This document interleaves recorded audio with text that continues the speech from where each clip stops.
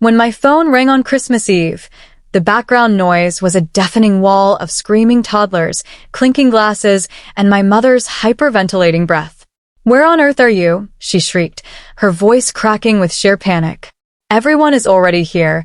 The kids are running wild, and we're waiting for you to take over so your sister can enjoy her holiday." I leaned back on my lounge chair, took a slow sip of my iced drink, and listened to the ocean waves crashing against the beach right outside my hotel balcony. "Don't wait up, Mom," I said with a calm, deliberate smile. "I'm enjoying my own vacation." The line went dead silent. The sheer realization hit her all at once. They hadn't planned a family Christmas. They had planned unpaid labor. If you've ever been expected to sacrifice your peace for entitled family expectations, drop a comment with your city below to see how far this story reaches.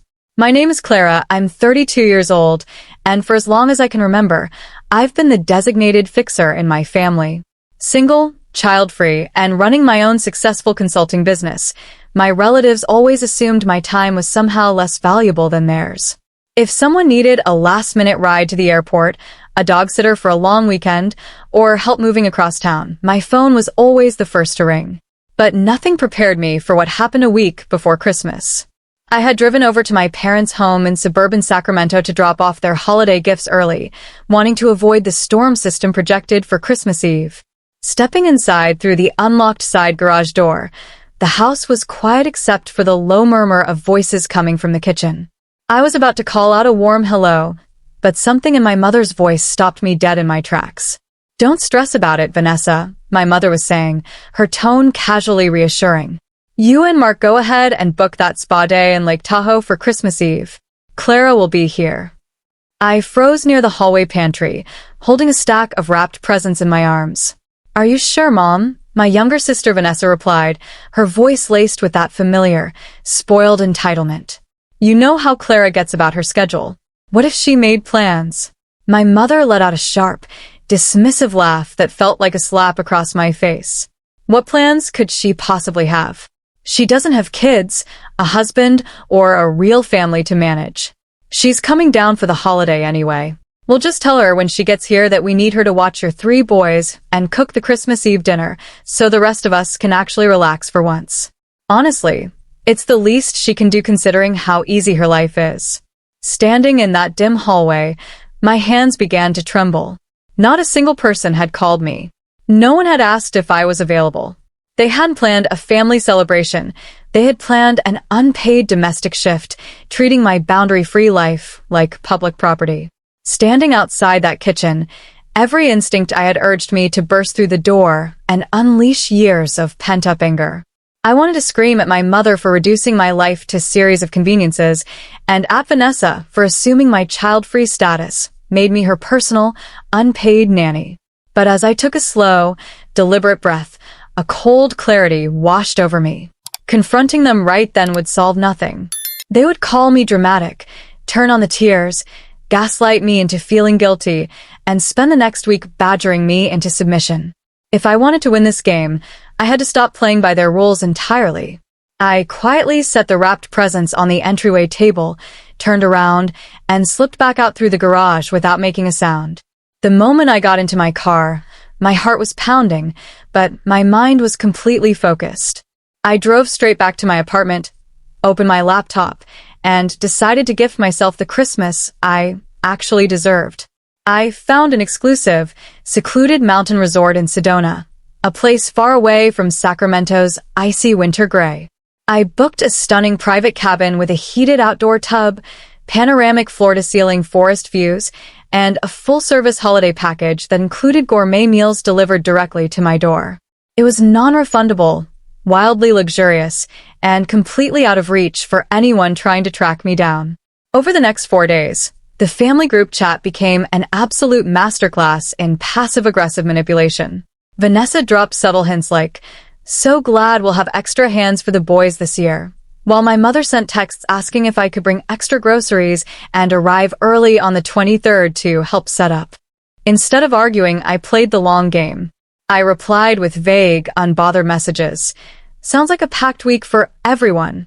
And make sure you guys have everything you need."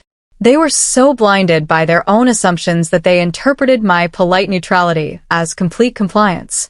They genuinely believed I was walking straight into their trap. Meanwhile, I was quietly packing my bags with silk loungewear, high-end skincare, and a stack of books I'd been dying to read. They thought they were orchestrating my holiday, but I was about to give them a masterclass in boundaries. On the morning of December 23rd, while my family was busy assuming I was prepping casserole dishes and driving through holiday traffic, I boarded a first-class flight heading southwest. I turned off my primary phone's location sharing, switched my notifications to Do Not Disturb, and settled into my seat with a glass of champagne. By mid-afternoon, I had checked into my private cabin in Sedona. The air was crisp, the red rocks glowed in the setting sun, and the absolute silence of the desert was the sweetest sound I'd heard in years. While I spent Christmas Eve morning lounging in a plush robe and enjoying a private yoga session on my deck, absolute chaos was brewing back home in California. It was around 4 in the afternoon when my phone screen lit up with repeated incoming calls.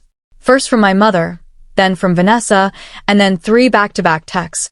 I let it ring twice before finally answering, putting the speaker on as I leaned back on my lounge chair, overlooking the valley. "Clara, where on earth are you?" My mother shrieked, her voice cracking with sheer panic over a background chorus of screaming toddlers, clinking glasses, and chaotic shouting. "Everyone is already here. The kids are running wild, and we've been waiting for hours for you to take over. Vanessa and Mark were supposed to leave for their spa night an hour ago, and no one has even started prepping the holiday dinner." I took a slow, deliberate sip of my iced drink, listening to the sheer, unadulterated madness echoing from her end of the line. "Don't wait up, Mom," I said, my voice completely smooth and relaxed. "I'm enjoying my own vacation." The line went dead silent for 3 whole seconds as my mother tried to process what I had just said. "What do you mean, your own vacation? You're supposed to be here. We talked about this. You're ruining Christmas for your sister and the boys." "No, Mom," I replied calmly. "You talked about it. You decided I was free labor without ever bothering to ask me. I happened to overhear your little conversation in the kitchen last week.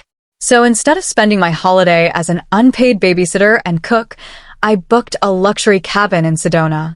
The quiet on the line lasted only a second before the phone was snatched away, and my sister Vanessa's voice burst through the speaker like a siren. "Are you insane, Clara?" she screamed, dropping any pretense of sisterly affection. "You can't just disappear. Mark and I paid non-refundable deposits for our resort getaway, and now we're stuck here because nobody else is going to watch the boys. You're so incredibly selfish. Family is supposed to help family. Family asks for help, Vanessa." I fired back, my tone sharpening just enough to cut through her frenzy. Family doesn't treat their child-free relatives like unpaid house servants. For 6 years, I've cooked every Thanksgiving, cleaned up after every holiday party, and babysat your kids whenever you wanted a break. All because you assumed my time didn't matter. You didn't invite me here to celebrate. You invited me to work. And I'm officially off the clock. In the background, I could hear absolute pandemonium erupting. The kids were wailing because their routine was ruined, and Mark was arguing loudly with my mother about who was responsible for taking care of the boys. Without my presence to act as the default buffer, the fragile structure of their planned holiday completely collapsed. My aunt, who had arrived early, could be heard in the background telling my mother that expecting me to work the entire holiday without asking was out of line. The family was fracturing into 2 camps right there in the living room, those who realized how badly they had mistreated me, and those who were furious that their easy ride had come to an end. "If you don't get on a plane right now," my mother yelled, grabbing the phone back, "you are not welcome at any future family gatherings." "Mom," I said quietly, feeling the final lingering weight of childhood guilt melt away completely, "that sounds like the best Christmas gift you could ever give me." Before she could spit out another toxic accusation, I pressed the red button and hung up. For the first time in my life, their manufactured crisis was entirely theirs to deal with. I blocked their numbers for the next 48 hours, poured myself a glass of Pinot Noir, and spent Christmas Eve watching the stars reflect over the Red Rock Mountains from my hot tub. There were no crying children, No pile of dirty dishes in the sink, and no subtle insults about my personal life. It was the most peaceful night I had experienced in my entire adulthood. When I finally unblocked them a few days after returning home, the fallout was clear. Vanessa and Mark had ended up canceling their trip, spending Christmas Eve arguing in front of the entire extended family over basic parenting duties. My mother tried one last attempt at a guilt trip, sending a long email about how I had broken the family spirit. I replied with a short, final boundary. I will always love you all, but my presence in this family will no longer be treated as convenient labor. If you want me at a holiday, it will be as a guest, or I won't be there at all. She didn't reply, but the silence spoke volumes. They finally understood that the old Clara, the eager to please, boundaryless daughter, was gone for good. Setting that boundary didn't just save my Christmas. It gave me back my self-respect. I realized that my worth as a family member isn't defined by how useful I can be to everyone else. Today, I build my own traditions, surround myself with people who value my time, and never apologize for choosing my own peace.